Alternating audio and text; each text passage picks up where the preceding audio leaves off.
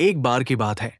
समुद्र की गहराइयों में एक खूबसूरत जलपरी रहती थी, जिसका नाम था लहरिका। लहरिका की आंखें नीले रंग की चमकदार थी, बाल समुद्री लहरों जैसे लहराते थे और पूंछ चांदी के मछलियों सी चमकती थी। वो हर रोज समुद्र के राजा पॉसीडॉन के महल में नाचती गाती, लेकिन उसका दिल हमेशा ऊपर की दुनिया की ओर खिंचा रहता। इंसानों की दुनिया, जहां लोग हंसते खेलते, गीत गाते, लेकिन दुख सुख में एक दूसरे का साथ देते थे। लरिका ने चुपके चुपके समुद्र तट पर जाकर इंसानों को देखा था। वो देखती कैसे बच्चे रेत के महल बनाते, मछुआरे नेट फेंकते और गांव वाले एक दूसरे की मदद करते। लेकिन वो जानती थी कि जलपरिया का नियम है, समुद्र से बाहर जाना मना है। फिर भी लहरिका का मन न माना। एक रात पूर्णिम की चांदनी में, जब समुद्र शांत सो रहा था, लहरिका ने अपनी जादुई शंख बजाया। शंख ने चमक छोड़ी और उसकी पूंछ धीरे धीरे पैरों में बदल गई। अब वो एक सुंदर लड़की बन चुकी थी। लंबे नीले बाल, समुद्री गोले की माला पहने, वो तट पर कूद पड़ी और दौड़ने लगी। जमीन की मिट्टी उसके पैरों को चूम रही थी, हवा उसके चेहरे को सहला रही थी। वो खुशी से उछल पड़ी। गांव का नाम था नीलमपुर, जो समुद्र के किनारे बसा था। यहां के लोग मेहनती थे, लेकिन इस साल सूखा पड़ गया था।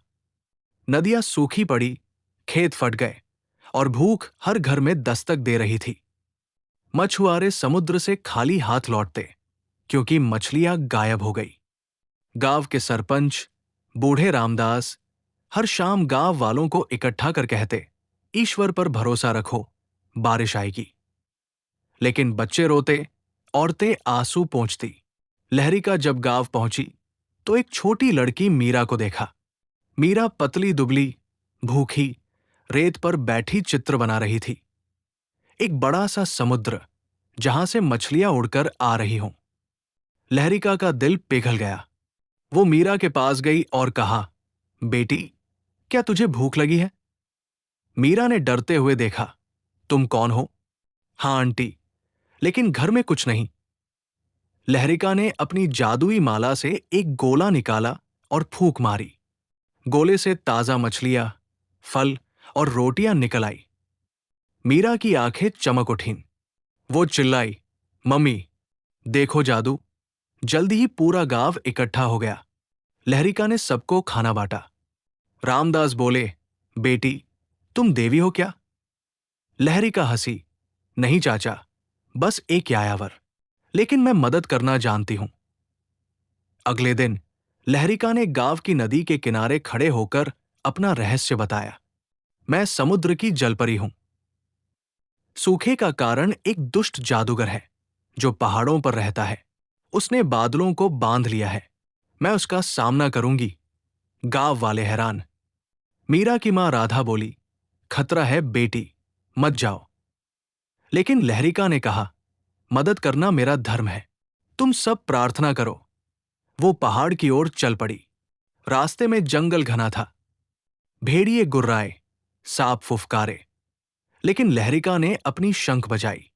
शंख की ध्वनि से पेड़ हिले, फूल खिले और जानवर रास्ता दे दिए। पहाड़ पर पहुंचकर वो गुफा में घुसी। वहां जादूगर काला, लंबा चौड़ा, बादलों को जंजीरों से बांधे बैठा था। कौन है तू? वो चिल्लाया। लहरिका बोली, समुद्र की बेटी, बादलों को मुक्त करो, वरना। जादूगर हंसा और काले तीर चलाए। लहरिका ने शंख फूंका। ध्वनि ने तीरों को मोड़ दिया।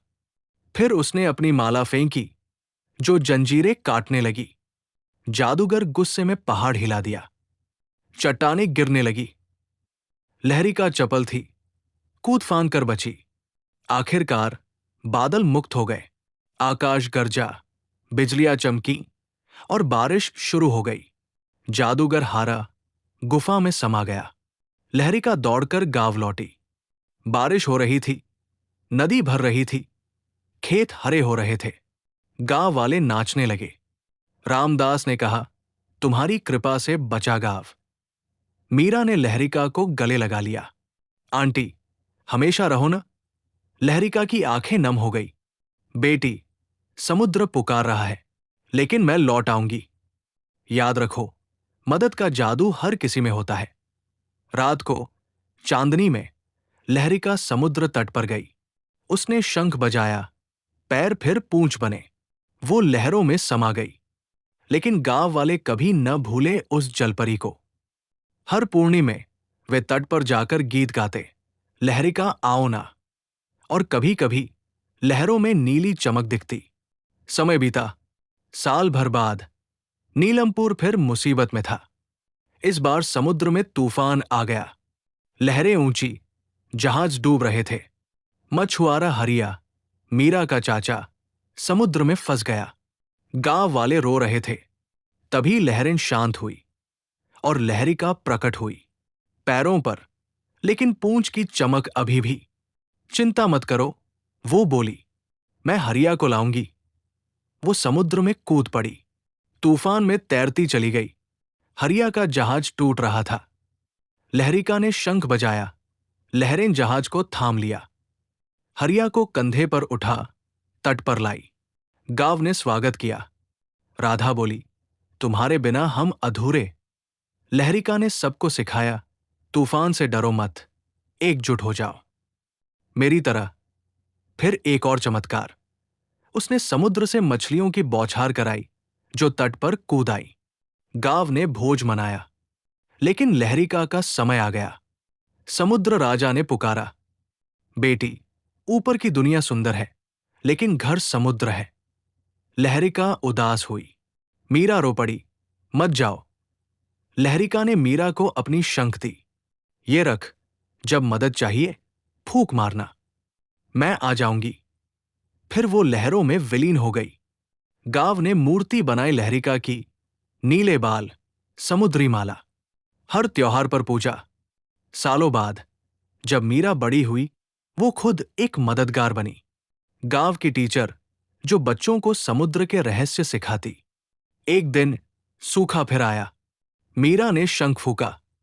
लहरिका प्रकट हुई, बेटी, मैं हूं ना। उन्होंने मिलकर बादलों को बुलाया। बारिश हुई, फसलें लहलहाई। ऐसे ही लहरिका कई बार लौटी, कभी बाढ़ में, कभी बीमारी में। एक बार प्लेग आया, गांव वाले बीमार। लहरिका ने समुद्र की जड़ी बूटियां लाई, औषधि बनाई। सब ठीक। रामदास मरते समय बोले, लहरिका, तू हमारी रक्षक। लहरिका रोई, लेकिन वादा किया। धीरे धीरे नीलमपुर समृद्ध हुआ। स्कूल बने, अस्पताल खुले। बच्चे लहरिका की कहानियां सुनते। एक दिन मीरा की बेटी सोनू ने शंख फूंका। लहरिका आई, लेकिन थकित की। बेटी, अब तुम्हें जादू सिखा दूं। उसने सोनू को माला दी। मदद का जादू दिल से आता है। लहरिका लौटी, लेकिन उसकी आत्मा गांव में बसी रही।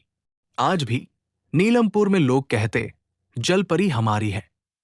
और जब लहरें चमकती, बच्चे चिल्लाते, लहरिका आ गई। हर पीढ़ी में एक जलपरी जन्म लेती, जमीन पर मदद करने। क्योंकि प्यार और मदद की लहरें कभी थमती नहीं।